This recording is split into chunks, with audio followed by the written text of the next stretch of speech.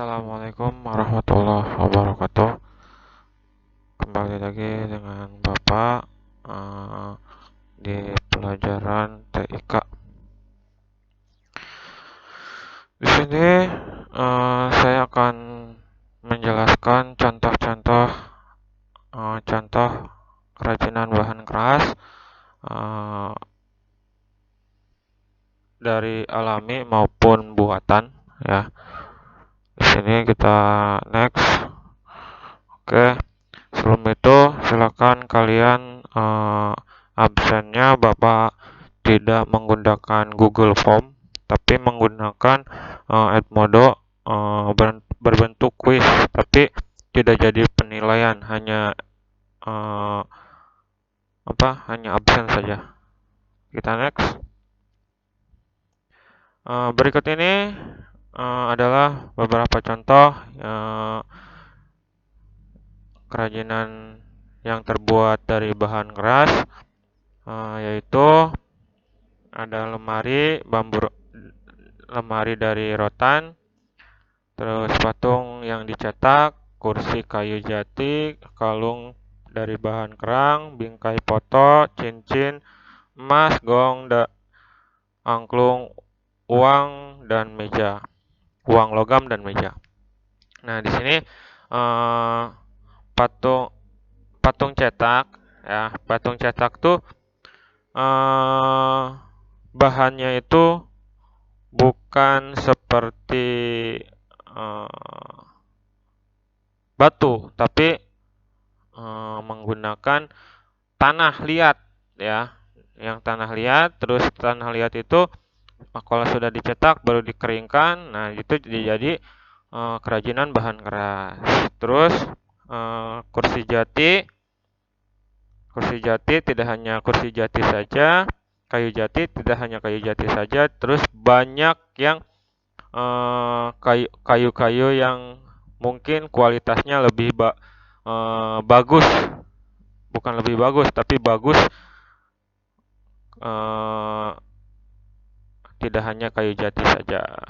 Terus kalung dari bahan kerang. Nah, bahan kerangnya seperti keong, ya, keong kumang lah cek orang nama, cek bahasa orang mah kelomang, kelomang. Terus bingkai foto tidak hanya di sini tidak hanya dari bambu atau dari kayu, tapi bisa juga dari besi, terus dari aluminium. Terus di sini ada cincin emas, mungkin yang kualitas paling bagus, ya, cincin emas. Perak bisa, ya. Terus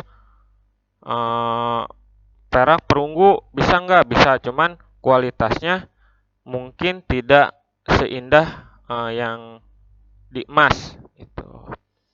Terus di sini ada gong, ya, ada gong. Nah, gong tuh mungkin kalau ada pembukaan acara, ya, dimanapun pasti ada gongnya untuk pembukaan atau acara festival atau acara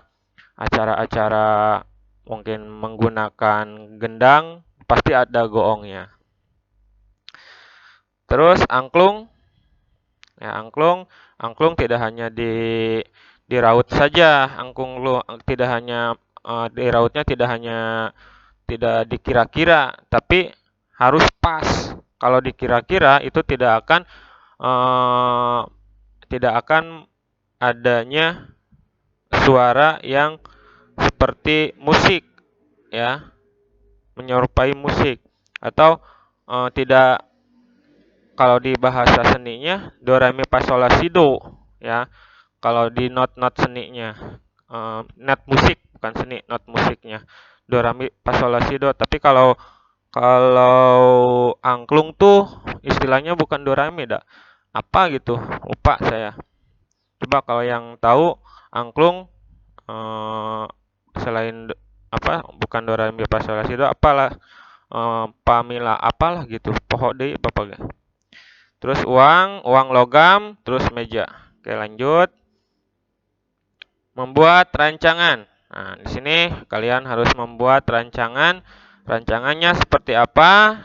Nah, terus di sketsa, bisa disketsain atau bisa digambar sama kalian. Oh, ini ukurannya 4x4 atau 4x3 dan sebagainya. Eh, Terserah, bebas itu rancangannya. Tapi harus sesuai rancangannya, ya. Harus sesuai rancangan. Terus setelah itu mempersiapkan alat dan bahan. Nah, oke, kalau alat dan bahannya harus ada. Nah, tidak alat, hanya ada bahan, itu sangat percuma sekali, ya. Kalian memotong pakai apa, ya. Terus kalau hanya ada alatnya, bahannya mungkin setengah jadi atau bahannya kurang, itu sama aja bohong. Oke, lanjut. Membuat benda sesuai rencana. Nah, kalau tidak sesuai rencana, yaitu berantakan. Harusnya 4x4, kita malah 4x3. Terus desain di ruangannya kita tuh harusnya cukup, ini malah tidak cukup. Nah, itu harus sesuai rancangan, ya. Tidak meleset lah, ya. Terus itu setelah sesuai rancangan, tahap penyelesaian di sini menggunakan dempul atau menghaluskan terus dicat, ya, supaya kualitasnya bagus, ya, kualitasnya bagus. Oke, lanjut. Nah, pengertian cetak. Nah, pengertian cetak di sini adalah bagian dari kesenian. Teknik dibagi menjadi dua, cetak tuang dan cetak tekan. Cetak tuang yaitu kayak kamu memanaskan tembaga, ya, sangat dipanaskan. Nah, setelah itu sudah ada cetakannya, terus dituangkan, cairan si tembaga itu dituangkan. Nah, setelah itu sudah dingin, baru dibuka. Jadilah teknik pencetakan secara dituang. Tapi kalau cetak tekan itu contohnya seperti tanah liat atau pasir. Nah, itu menggunakan cetak tekan. Oke, lanjut lagi ke patri. Patri ini di sini mungkin untuk menggabungkan antara logam satu ke logam lain. Contohnya, misalkan kamu mau bikin lingkaran dari logam, tapi hanya lurus doang logamnya itu. Ya, hanya logamnya itu jadi lempengannya saja. Sama kalian di sesuai ukuran, tetap saja panjang tapi harus dibulatkan. Nah, digabungkannya itu si antara ini sisi satu sama sisi yang lain. Nah, ini harus pakai teknik patri, ya, teknik patri. Jadi tidak hanya kamu di sini hanya nempel saja, tahu cuma nempel itu percuma. Oke, next lagi. Fungsi kerajinan. Fungsi kerajinan dibagi menjadi dua, yaitu ada fungsi kerajinan pakai dan fungsi kerajinan benda hias. Ya, sebagai benda pakai, sebagai benda hias. Contohnya, di sini ada lemari, rak buku, kursi, dan sebagainya. Berarti fungsinya di sini bukan hanya bukan keindahan, tapi mengutamakan fungsinya sebagai apa. Ya, bukan keindahan saja, tapi fungsinya sebagai apa.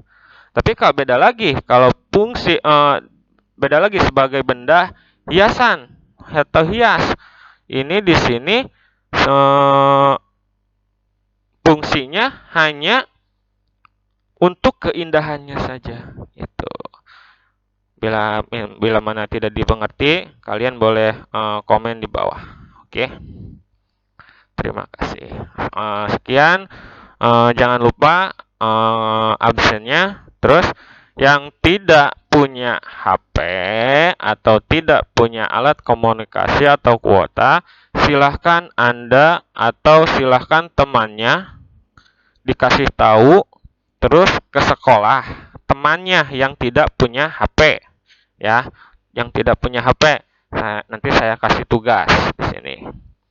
Itu sekian dan terima kasih. Assalamualaikum warahmatullahi wabarakatuh.